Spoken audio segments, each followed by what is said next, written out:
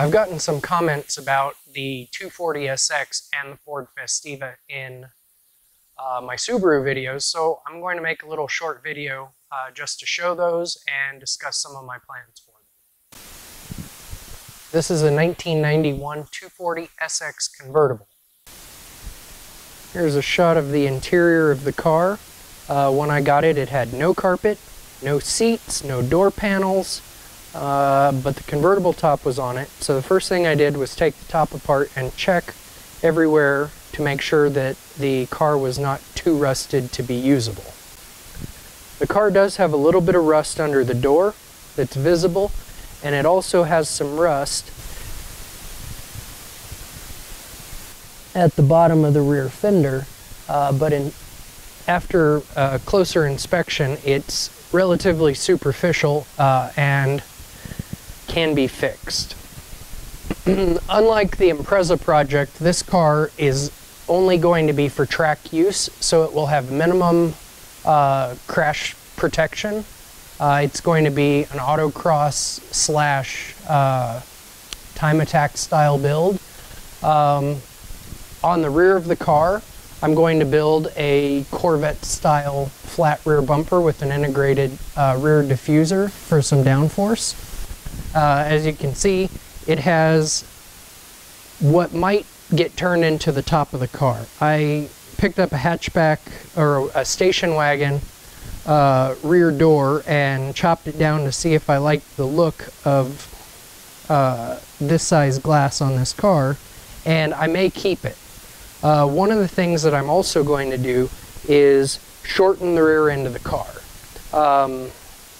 As I want it to be as light as possible, the more metal that I can cut out of it that's not absolutely mandatory to the structure, the better.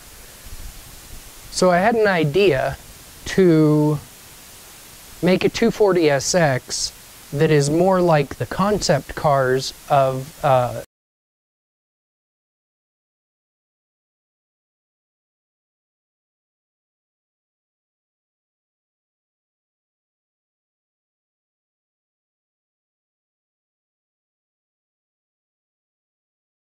and I found a Subaru hatch or a Subaru station wagon rear door at the junkyard, and I cut it down to where it would fit. It's the right width.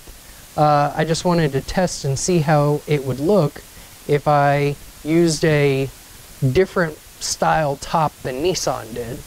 And I will chop the windshield down in height, which will increase the length of the roof to give the car a unique, different aesthetic appeal. I know there's a lot of purists that think that cars should just be, mechanically modified or kept original, but part of the goal of all of these projects I'm building is to keep the custom car modification alive. There's very few people that do chop tops and body mods on anything newer than a 50s car. And all of those techniques can be applied to the Japanese cars or the German cars. But there's, I'd say, an internet perpetuated stigma against doing real body mods other than some fender flares or body kits to Japanese or German cars. And the most interesting things that I see are done in places where apparently they don't care what other people think, like in the United States. Australia, the Czech Republic, Russia, and all the former Soviet states have the most radical wild builds that I see on YouTube. And all of that is far easier to do in the United States. We have all the tools, all the equipment. You order stuff on Amazon, it's there in 2 or 3 days. So building a really custom car is far easier here than anywhere else. But I don't think people here want to do it because they don't want to put that much time into learning the skills, and they don't want to pay someone you know, 40 or 50 or $100 an hour to do custom metalwork. So we don't end up getting as much really different stuff done to Japanese cars and German cars as the so-called poor European countries.